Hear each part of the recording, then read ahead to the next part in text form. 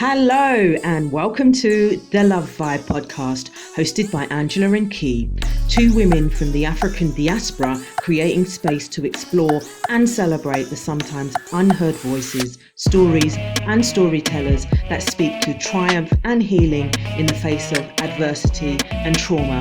We will look at our connections to ourselves, to others, the environment, ancestry and the stars. Yes, astrology. We acknowledge the traditional owners of the land, the Wurundjeri people of the Kulin Nation, and we pay respects to their elders, past, present, and emerging. We welcome you to join us. Now, let's start the show. Welcome back to the Love Vibe. Thank you so much for joining us again. And here we are. I'm Angela. I'm Key. And today, our podcast is about our journeys to Australia. Obviously, most of you know that we've found our way, we've weaved our way to the shores of Australia, Melbourne in particular. And today we're going to talk about our journeys. And we want to have a laugh. We want to talk about some tips and tricks, but also to talk about our stories and about how we got here. Yeah. Yeah. I'm pretty excited for this one.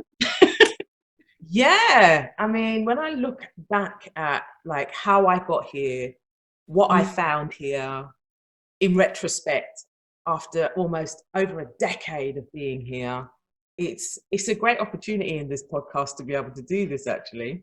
Yeah, absolutely. Oh, yeah. So Key, I don't know that much about like how you know, where your journey to Australia, where that kind of came from. How did you? It's an interesting one because I literally just remembered this morning. So back when I was in high school, my mom read a book called Mutant Message from Down Under. And it was written by, I can't remember the author's name. I'm sure if you looked up A Mutant Message from Down Under, you'd find the author. I'm pretty sure she was like a white woman or something. But the gist of the story is she went on a walkabout with a group of Aboriginal leaders or elders, I think, in Australia, and kind of just, I don't know if it was a true story or not, but kind of just detailed that process and that experience and what she went through. And unbeknownst to me at the time, I devoured that book. Like it was, I read that book so fast. When my mom was like, you should read this. This is a great book, blah, blah, blah.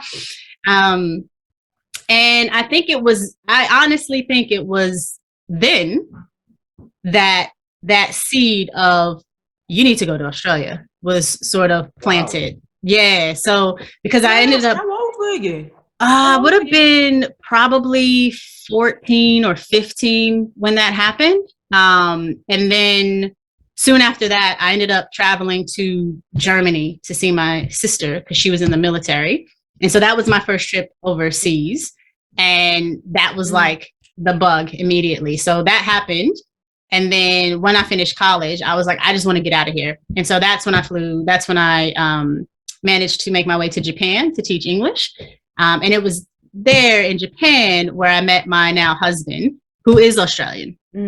And it wasn't, intentional. It was just, I didn't date him because he was Australian or anything. It was just, we connected. And so that worked out. And I remember telling my mom, it's like, oh, Mom, I met someone. And she was like, oh, is he Japanese? And I said, no, he's Australian. And she goes, oh, is he an Aborigine? No, he's blonde hair and blue eyes. Sorry. Didn't mean to disappoint you. So that's essentially,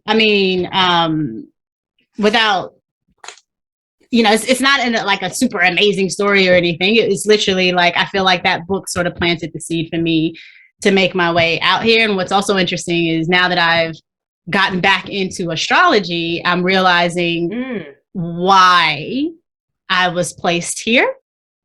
I think anyway. Do tell.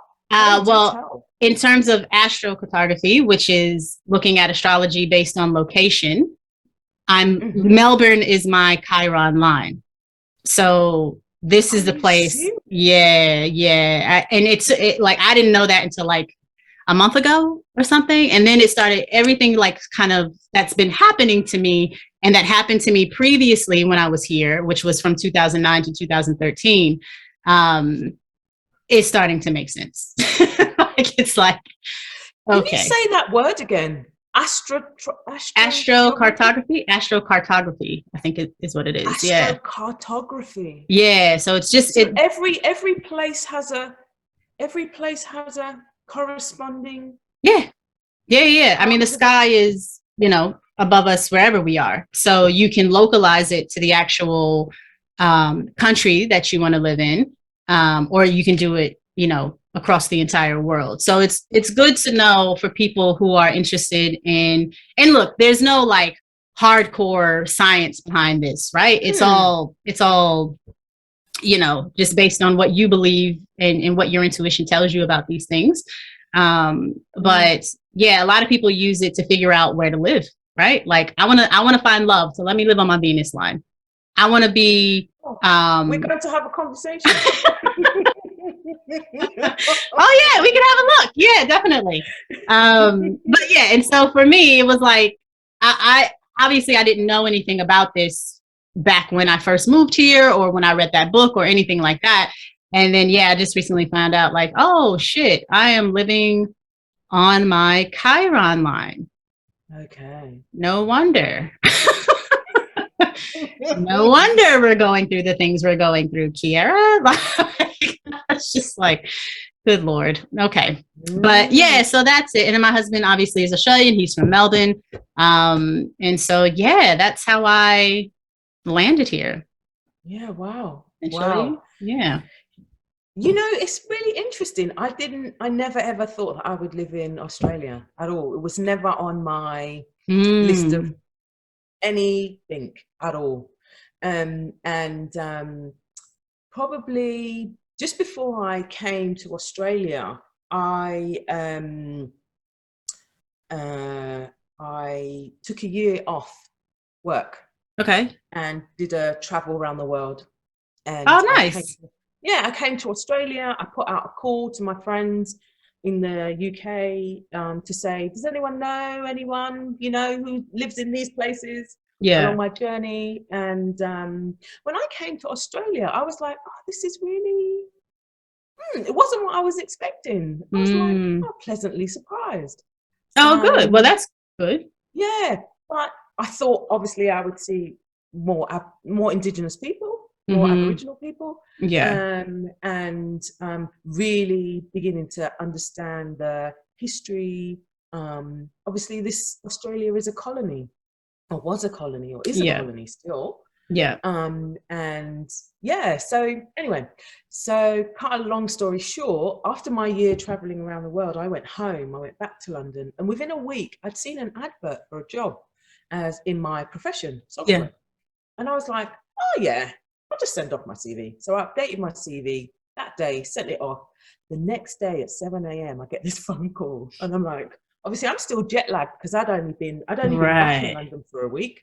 And I was like, oh my God. Anyway, so I answer the phone and there's this Australian voice. And I'm like, what? And they're like, yeah, we've got your CV. I'd only sent it the day before.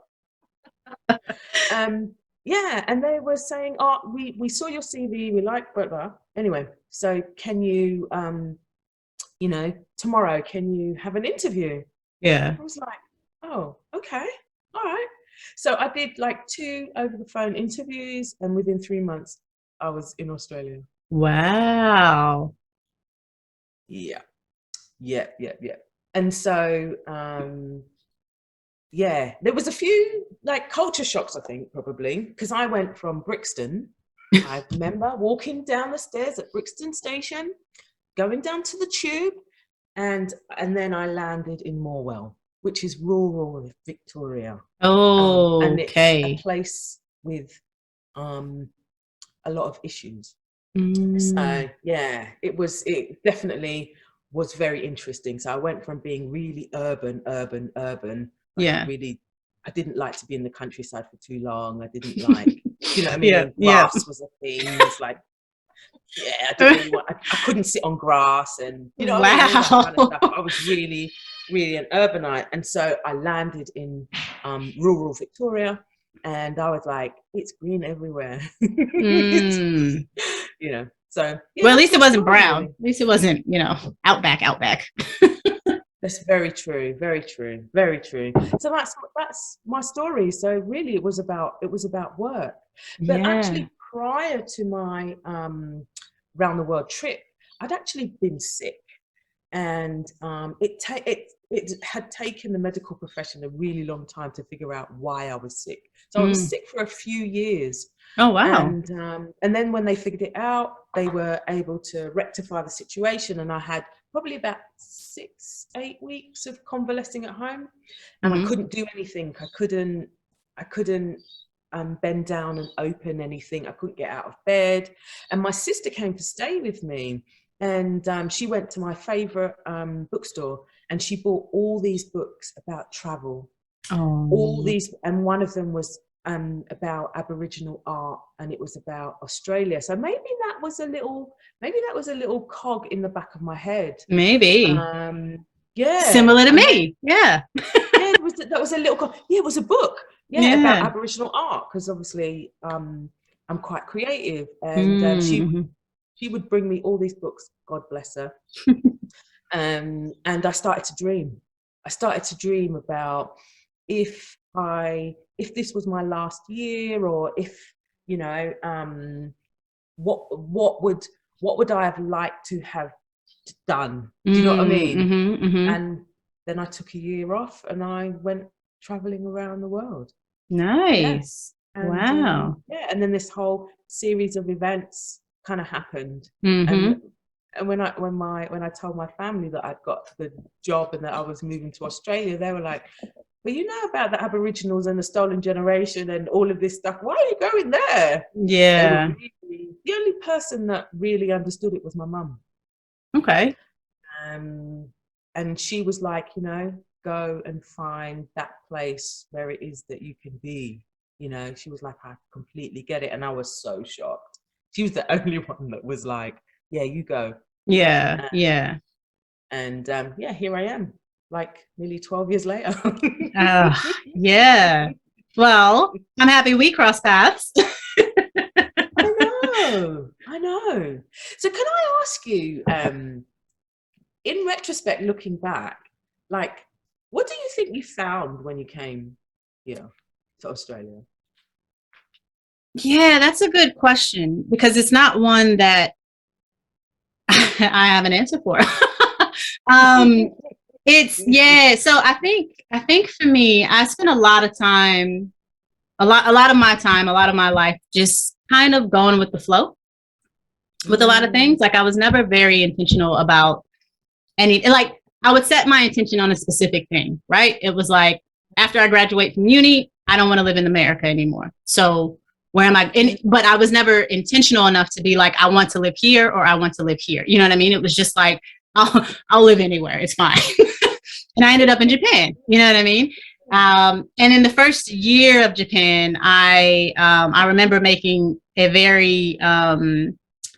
commitment to myself to, like, just have fun and don't get attached with anyone. And, like, I was like celibate for the first year. I was like, I don't even want to, I just don't want to deal with anyone. Because also leaving the States, I came out of, like, relationships that weren't bad, or, there was, like, no abuse or anything, but it was just like, I just needed to let go and dissociate from them. And I was like, the best way for me to do that is to I don't want to just reattach to someone straight away. Right. Like, but at the same time, I wasn't super intentional about anything. It was just like, I just want to have a good time. I just want to, relax, have fun, blah, blah, blah. And then in my second year in Japan is when I met my husband. And we moved here the first time. We moved here in 2009 to 2013. And a lot of things happened in that year. That was like the back of the GFC. I struggled to find work. And then when I did find work, it was like, I was like managing cafes and stuff. So it wasn't where I thought I was going to be in terms of my career, right? Like, I was like, what am I doing with my life? And then eventually I got a corporate job And that went well for a while. I stayed with that company for like 9 years, which surprised even me, because I was like, I thought I was a millennial. I thought we jump around, you know what I mean? Like I didn't think we were loyal. So that, that kind of happened. But in that time frame, that's when I also lost my mom, right? And my Saturn return happened in that time frame as well. So Melbourne's always been, now that I'm like thinking back on it, it's always been pretty heavy for me.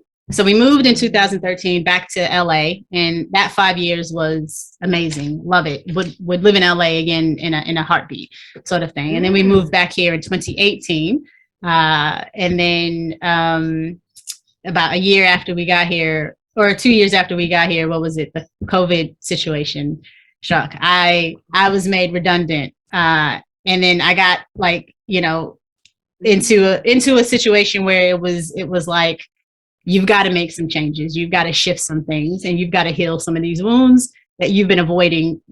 Basically, COVID, Melbourne sort of made me slow down enough to figure out, oh, there's a lot of shit off kilter that I've been avoiding for a very long time. So yeah, I don't know what I came here to find. And I guess when I think about it, I think Melbourne served as the catalyst for me to find myself, really. And I remember saying when I was younger, I'm trying to find myself. I'm trying to find myself. And my sisters would be like, yeah, all right, go find yourself. What the fuck are you talking about? And, I didn't get it back then because I was quite young to be talking about, I'm going to find myself. But now at my age now, I get it. You know what I mean? Like I'm really sort of coming into the person that I've always believed I was, but never, again, going back to that thing where like what your heart feels is what it is. What you believe is what it is. And what you think is what it is. And they all need to line up. So what I've always believed I was, I never thought. And so now those thoughts are coming into alignment for me. And it's been great. Like I'm starting to really understand what Melbourne is for me, especially being on my Chiron line, and what the triumphs can be if I do the work. Okay. So that's essentially, it in a nutshell. Sorry? You got to do the work. No free ride. No free ride in Melbourne for me, unfortunately. I was like, wait a minute. Yeah. That's so interesting. It's a lot, I think. Yeah. It's a little heavy, I think. Yeah. I'm just gonna be honest. It's like I didn't sign up for this. This is not. Maybe I did. Maybe I did. Like, clearly, I did. I think you may have done. Yeah. I mean, yeah. No, that's really interesting. I think for me, what I found in Victoria, because obviously I was out rural, so I wasn't even in Melbourne for. I spent 2 years out in the countryside, and I spent a lot of those 2 years being really angry. I was so angry. What were you angry about? Like just being there, or being a Black woman around a really Anglo culture that was always othering me, and I'd come from a big city where I could be anonymous. And I was then in a really small place. I lived in a place called Traralgon, and every little movement you could see, everyone could see who you were, what you were doing, and I felt really uncomfortable by that. And this whole kind of questioning about who you are. Well, who are you? Where have you come from? Why are you here? And in terms of the workspace as well, it was really, really challenging. I was in the way in which I had done social work in the UK to doing it in Victoria was so different. And I'd spent a lot of, by then I would have had 14, 15 years of experience. Okay. I had a diploma in social work. I had a degree, I had a master's, and I felt as though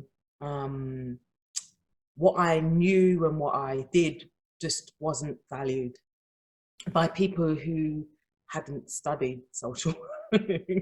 And I found it really frustrating. And you could just hear, you know, some of my bosses, you know, you could just hear them in their heads going, this uppity black woman, who the hell does she think she is? Wow. You know, and it was like, you know what, this is part of my calling, to be this and to do this and to be here for kids. My passion has brought me here. You know, I was earning 50% more in London to come here, so I'm not here to play, you know. And so, yeah, I was really angry, the fact that everywhere I went, there were hordes of people just staring, kids with their mouth open, you know. Wow. You know, people that, you know, little kids, like wanting to, you know, it was just really challenging. It really challenged me, because as a kid, my motto was that the world was mine. And so when I went to that small town, it challenged me to say, is the world really yours?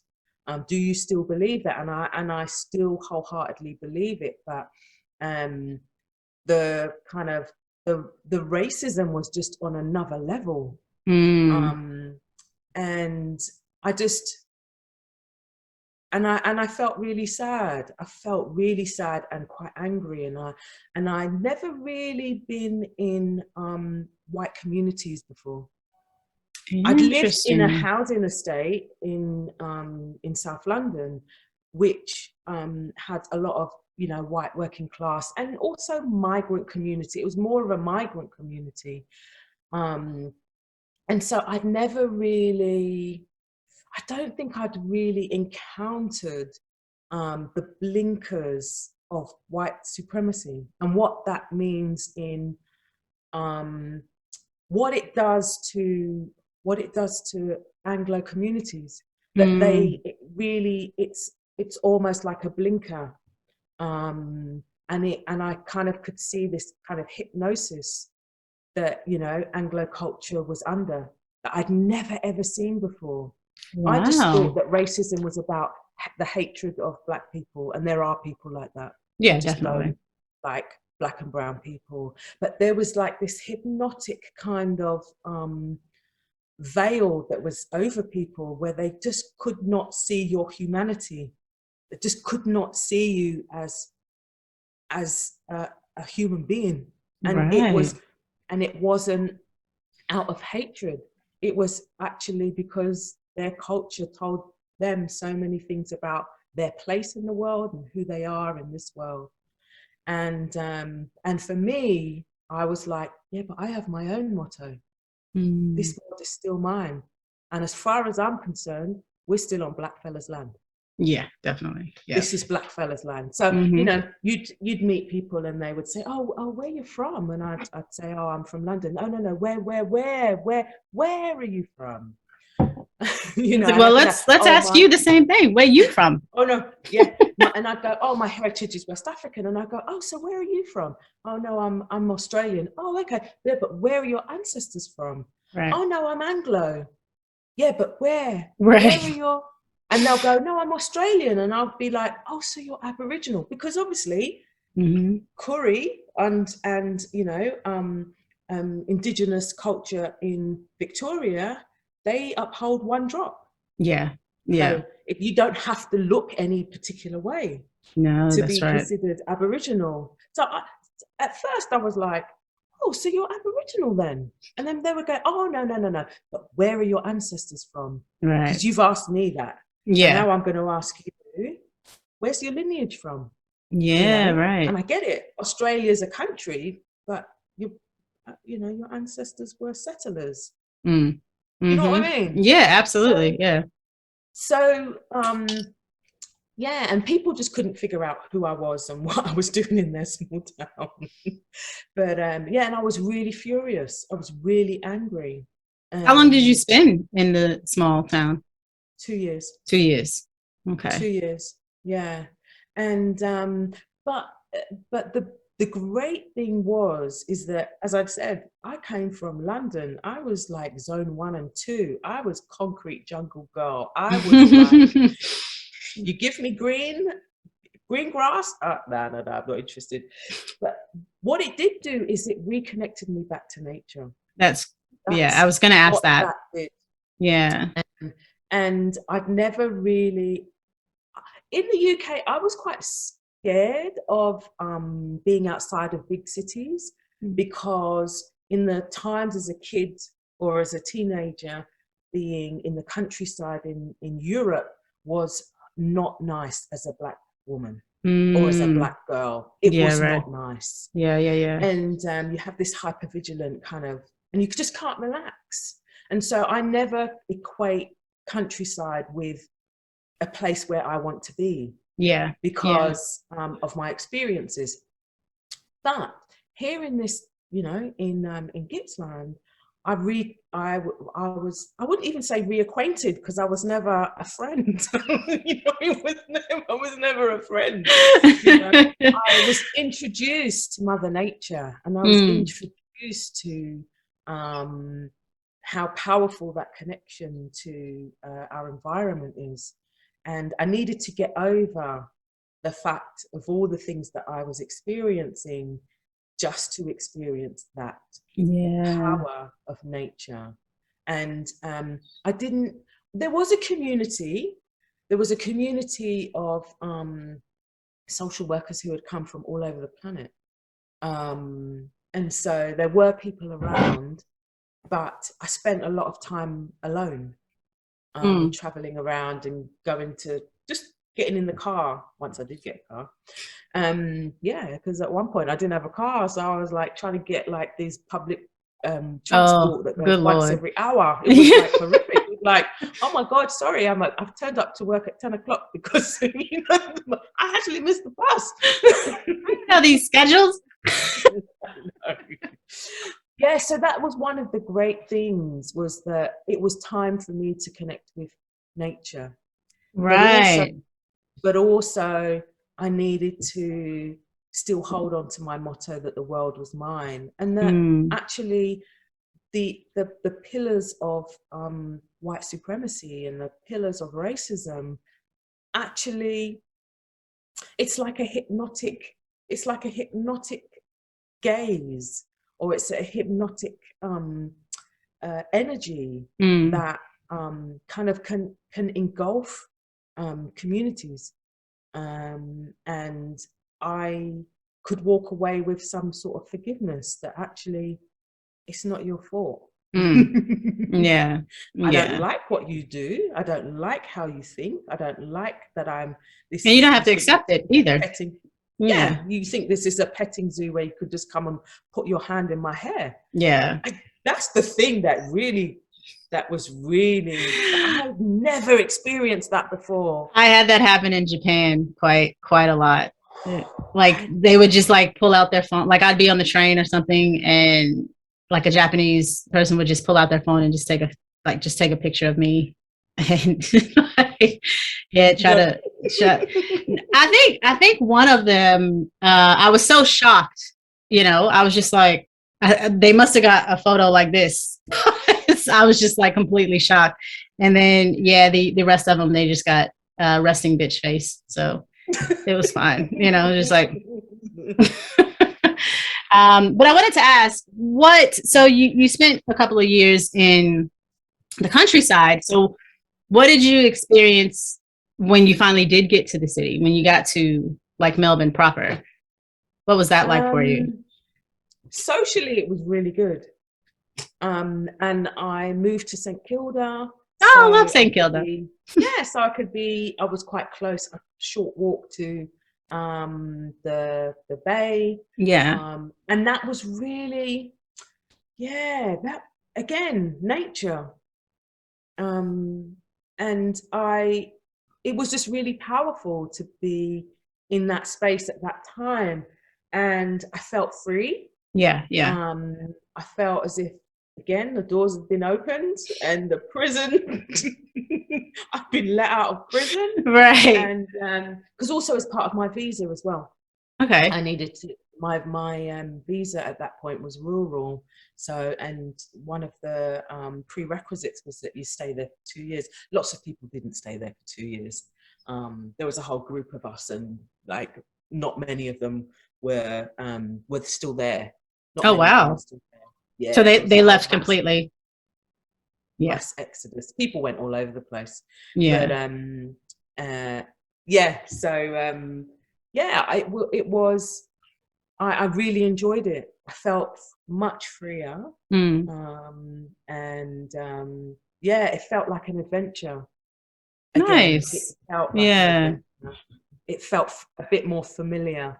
Yeah. And obviously, St Kilda is a place where people come in and out, don't they? Yeah, a lot of transients, right? Like Yeah, transplants, and yeah, no yeah. one's really from there. So it reminds me of LA a lot. Like when I lived in LA, it was like, you know, you'd meet someone and you'd be like, oh, how long you been in LA? Like, oh, 6 months. Oh, where are you from? You know, and of course I had to say the same thing. Oh, we just moved down from Melbourne, like, you know, da da da. So Yeah. yeah, it's interesting. Interesting that.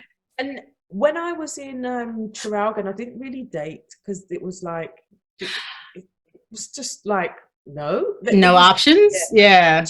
No options really. I did date this Nigerian guy who lived in Melbourne, who was he'd always say, yes, I'm a pilot. And it was just like, no, you're not a bloody pilot. Wait. Wait, he was lying, or he was training to be a small plane, you know, pilot. He did do that, but I don't know if it was a hobby or I don't know what the aspirations were. And it was just really tricky because that's when I realized that a lot of the black guys were not checking for black women at all. And yeah, I could imagine so that. yeah, that was it felt like a real punch in the stomach. That this hierarchy started to form in my mind, you know, about that hypnotic energy of white supremacy, and that it had seeped into the dating. I mean, in London, I dated black guys. Yeah, you know? Yeah. I dated black and brown guys. So I just thought, you know, oh yeah. Oh no. I mean, and then this pyramid, like I said, this pyramid formed of what is seen as desirable, and bits of colorism come in there, you know, you know what I mean? It's this real complex web. And I was like, oh my God, I've got to go through this? Bloody hell. Yeah. Yeah, so dating was interesting. So when I went to Melbourne, obviously the pool was a lot bigger. Yeah. And I think I'd had a conversation with my mum, who's transitioned, who's passed, but and she said to me, well, maybe, you know, try something different, you know. Yeah. You know, just give yourself a bit of liberty to try something different. And so I started dating, and but wow, wow. The things that people would say to you, it's like, that's what I want to know, because it's so funny. I saw this reel the other day on Instagram, which is like, this is what dating's like now, and it was like, so what's your favorite color? And the guy's red. What's the color of your nipples? Yeah, like people would ask you, like, what are you wearing? Or one guy said to me, I want a sugar mummy. And I was like, you think I'm the sugar mummy? Right. No, ain't no sugar over here. No, and you're much older than me. So who's who? You should be the sugar daddy. But what he was saying, it was that, in retrospect, what he was saying was that he didn't want to date black women. He wanted an older, cashed up Anglo woman. Oh, okay. Okay. Yeah. And I was like, well, why did you pick me? Right. Because I'm not catfishing here. This is my photo. This is what I look like. And and the Oh things that people goodness. would ask you, or the things, and then I started to realize in the dating scene that actually the impact of pornography, Oh, ebony okay. pornography, and that there The was fetish. there are particular groups of Anglo or Anglophile type men who watch ebony porn, and then when they're on the dating app, they're thinking, oh, my fantasy fetish could come true. Mm-hmm. And what happens is, over time, you peel this onion where really they just want a toy. Yeah. Yeah. And that was another punch in the stomach, because it was just like, again, why am I having to fight to be like a human being? Do you know what I Yeah. mean? Why do I have to fight yeah, and that, I suppose that's something that I've never really settled here in Melbourne, because obviously I'm still in Melbourne. Yeah. Is that dating thing has just been a conundrum. And Yeah. yeah, it's and I don't want to be anyone's fetish, and I don't want to be anyone's toy, and I'm not competing with anybody to, Mm. you know what I mean, Yeah. Yeah. to get the love that I feel that I deserve, you know. So yeah, I'm in this kind of limbo where I'm like, yeah, let my ancestors come through, man. Let the universe come through, because I know if Yeah. I'm stepping out there, I'm attracting some crazy people. Oh, it's so interesting. I met guys who I went on a date with this guy once, and he disclosed to me, he obviously knew I was a social worker, and he disclosed to me that he was a perpetrator of family violence. And I was like, you've just X'd yourself out. Right. Yeah, well, he Wow. was recovering. And I was like, and he talked, it was really an interesting conversation, because he was telling me about how, about the impact of alcohol on his life, and all of that stuff. And I was like, you just X'd yourself out. Mm. It's like, I'm really happy for you, but it's a big no from me. Wow. It's a big no. Yeah, and it was interesting. I'd go on these dates, and guys would just disclose their deepest, darkest, and I'm like, what's going on, man? Yeah, that's interesting, because I think, just based on what I've seen in your chart, I think you do attract people, like you're sort of a natural leader. And in that, I mean, like you just know how to naturally take control without being like overbearing or, tyranny or anything like that. You're just a natural leader. And so I think for you, what tends to happen is you attract people who need help getting their shit together. That's, you know what I mean? Like, that's what I've seen in your chart. I haven't told you this yet. Sorry that it's, now, but yeah, that's what I saw in your chart a while back. So, and hearing you tell these stories, I'm like, oh, I was right. I was right. Yeah, you attract people that need help getting their shit together. And yeah, that's your job, is to help them. You know what I mean? But yeah, you don't date them. You don't date them. They're not for you. So should my next career be like Angela's investigation agency for wanting or wanton, Yeah, I don't know, but yeah, it's an interesting, it's interesting. Like, because for me, on the flip side, it's like I am like super open-minded about a lot of things. I'm narrow-minded on some things, but like a lot of things I'm super open-minded about. And so I noticed that I tend to attract, or previously attracted, very narrow-minded men, like extremely narrow-minded men, which is why after I got out of college, I was like, I need to, I don't, you know what I mean? Like narrow-minded to the point where, like, and it seems trivial now, but it was like, I wanted to listen to, I don't know, pop, rock and roll, a white band, God forbid, right? And they'd be like, don't be playing that shit in the house, you know what I mean? And I was like, I can't play music. Like, it's music. it has to be a certain type of music. Like, you know what I mean? Like, and I think that one I was just like, this ain't gonna work out. Like, if I can't be free to express, you know what I mean? Like, and I got to teach you to be open to other shit. Like, nah, I'm not. I'm not doing it.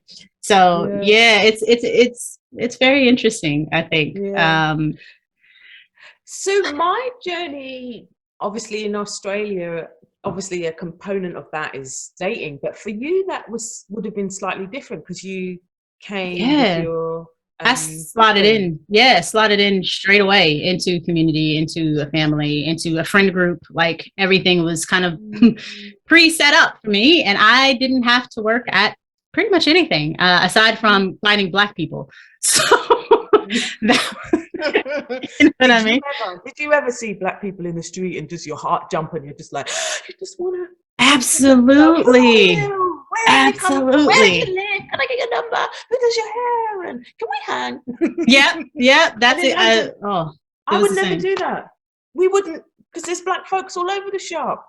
Exactly. Except for my experience in college was I went to a predominantly white private college. And so on campus, it literally was, oh shit, there's another Black person. Let me go say hello and introduce myself, sort of thing. So that was the only thing that I had to sort of do. And being slotted into the family and the community and the friend group and stuff like that, I did notice that, you know, now that I look back on it, I probably wasn't fully myself in those situations. And it's only because I've only just now started to come into being fully myself, right? Like, and that's what sort of Chiron does, right? Like, it causes that shift and that transformation. And so for me, it was like, the first 6 months that I was here, the first time, you know, I was out of work. So I was depressed because I work. Like, I like to work. It's part of my identity. Like, my job and what I do. And so, I just played video games. Like, I mean, I was applying for jobs and stuff like that, but just played video games and didn't really have a lot to say, didn't really interact a lot with people. But I was cordial and I was nice. And, you know, whenever we did have an event, I did go out and do the things. But I just, when I think about it, I just don't think I was fully myself back then. And even coming into now, you know, I came here in 2018 and I was heavily pregnant with my second kid. So didn't get out, didn't do much, was on maternity leave, was at home for the first pretty much year. And then COVID hit. I was like, why does all this major shit always happen when I'm in Melbourne? Like, why does this, you know what I mean? And sure enough, fucking Chiron's like, so, so that's when I'm, you know, now I'm starting to realize, like, oh, okay, this is what's happening. This is what's causing these things. And what it's doing is it's pushing me to not fully, but I guess it's pushing me to realize, like, you're not being fully yourself. You're not fully putting yourself out there. So that's been sort of the process for me over the past the past year really, but the past couple of months has been pretty full on. And but it was good to be able to slide into a family because I didn't have to deal with the bullshit with dating, right? Like, not just you, but other girlfriends of mine in other, you know, in the States or, you know, wherever they are in the world have the same experiences at the moment. And maybe that's another topic of this, like, maybe that's another show where we discuss potentially what is going on in the dating world right now. Because there is something, there's like a generation of women who are waking up at a very similar time, and some of their needs and wants are, you'll hear a similar story about what it is that women, particularly what Black women are seeking in terms of, like, relationship and community and all of those things. And I mean, I don't know why or what it's about, but there's a whole generation of women who are waking up, and I'm not necessarily seeing maybe because I'm not placed, seeing a whole generation of men waking up. I'm seeing some men wake up. Yeah. Okay. But I'm not seeing the same, but maybe it's all about perspective, because I'm a Black woman, and Yeah. and obviously I get the privilege of being able to see lots of women waking up, which to me appears to be all at the same time, but I'm not necessarily seeing those men waking up, you know, as a generation. Yeah. Yeah. As a large group of people. Yeah. That would be an interesting topic as well. Yeah, and maybe that's something that's still in the wings. It's still waiting to happen. I don't know. Potentially. I know it's like I saw something recently that talked about how the masculine can only sort of wake up through the feminine. It's very true. Yeah. It's so very, very true. Yeah. Very true. And so there's not, so I think that's probably why we're seeing the feminine wake up first, right? Because they can only do it once the feminine is good to go. But I guess, and let's just hope that I'm not 60 by the time this thing happens. I mean, 60 is the new 40. You're fine. It's you're fine. Life expectancy is so much longer now. It's true, but I need my fine body. You can still have a fine body at 60. Are you kidding me? Have you seen Jada Pinkett Smith's mom? Girl. Yeah, she does look good. She looks damn good. And there's plenty of other, you'll be fine. You'll be fine. Don't stress. We'll work out together. We'll work out together. I gotta get my fine back too after these 2 kids and pull me down. I was like, I used to be fine. What the fuck happened? I don't even have an excuse. You make me try. I'm not saying that I'm not fine, but oh my God. You are fine. I was, thank you very much. You're welcome. You are too. Thank you. Yeah. I've been, damn Facebook memories. Like when they, like how fit I was, and I saw a Facebook memory of, I put a comment up saying that morning I'd run 13.7 kilometers. Kilometers. Sorry, I'm a miles person, so kilometers is like I can't even get it out of my mouth. I'd run 13.7, K's. Kilometers. Yeah. K's. I mean, like, what? Who was that? That was me. I'm like, and now I want to get back into running, even though my chiro is like, I don't really want you to do this. My chiro's like, your back and your knees are effed up. Yeah. What is running? Yeah, it has. I mean, you could probably do like a track, could you? Like an actual running, like an oval thing. That would be fine. It's just hitting the pavement is probably not the move. Yeah. Anyway, back to our journeys to Australia. Can I ask you a question? Yeah. I know that you said like coming, you went to Japan, you met your husband, you then came with him, and that you had like a setup already there. Yeah. You were just plonked in. Basically. But is there anything that you would do differently? Is there anything that you would change? Yeah, I wouldn't live in no. Wouldn't live on my Chiron line. Where would you live? Yeah, I really loved LA, but no, Melbourne's great. I really do like Melbourne. I think what I would do differently, probably a couple of things. One is I would be more intentional about finding sort of my tribe and my group of friends. I mean, it's great to be slotted in, especially when you're in a new place, to be slotted into something and have like that framework already set up for you. But there's still that important aspect of needing to be around people that are, really your people. You know what I mean? So that's one thing I would probably do differently. And one thing that I would like to do that I would have done differently back then, and also that I am going to be intentional and start doing now, is being more sort of, what's the word I'm looking for? I don't know, getting involved in sort of indigenous culture and seeing, getting more exposure to it, seeing what, if anything, I could do to help in certain areas, just because I know there's a lot that needs to be done there. And because you get slotted in here and you don't see them, it can almost feel like they're not here.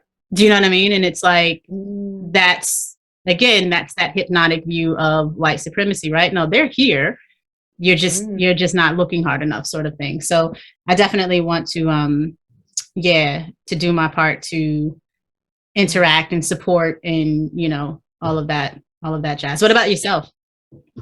I'll get to that, but I'll Yeah. just say something interesting, just piggybacking on what you've just said. Is one of the things about being in Gippsland and landing in Gippsland was actually about Aboriginal and Indigenous community down there, and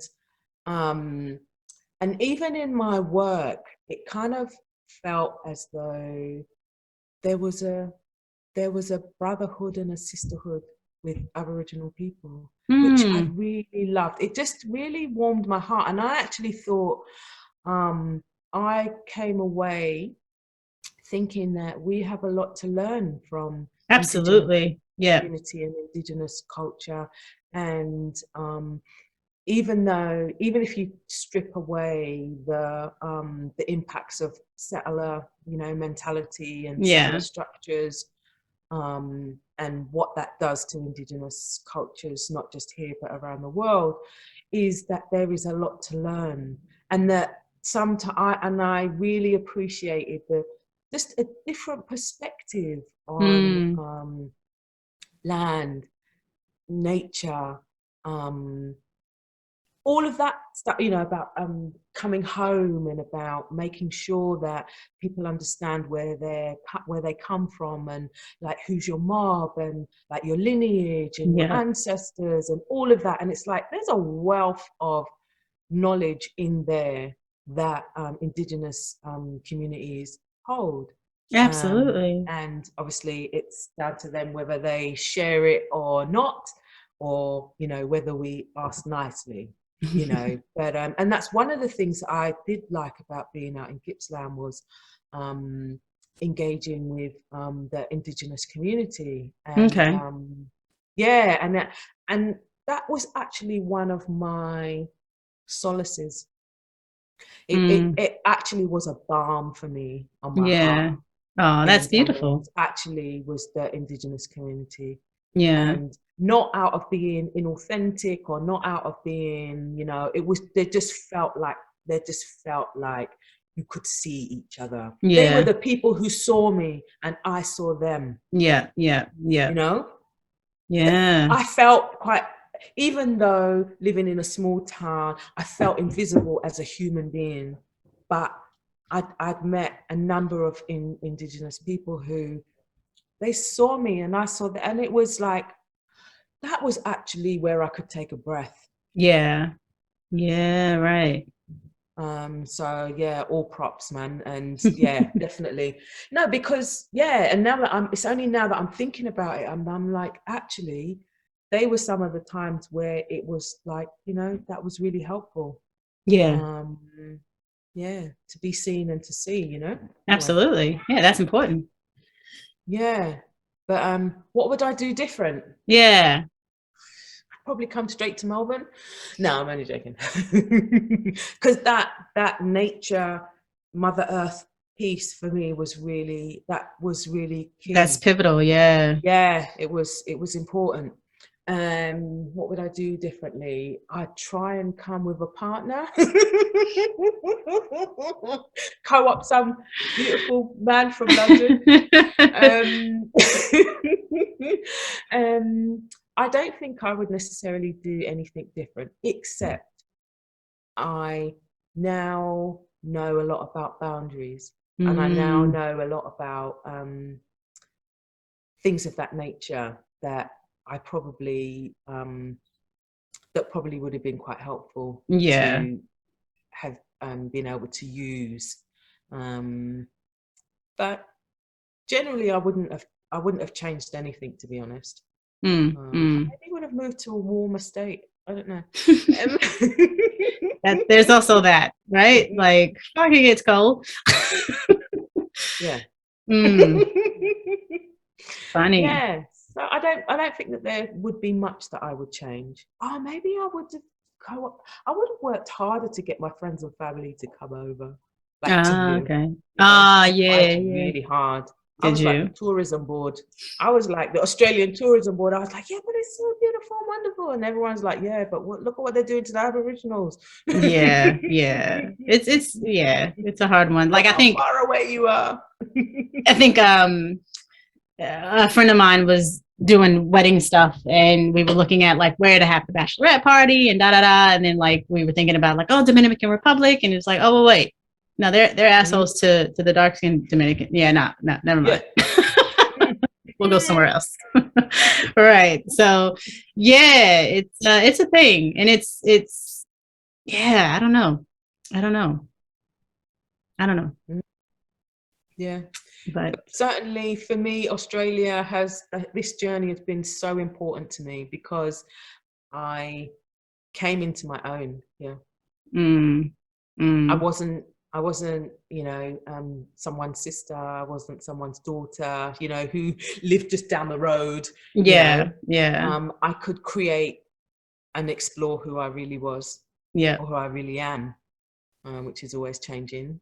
Gemini. But yeah, so yeah, it's been a good move. Good move.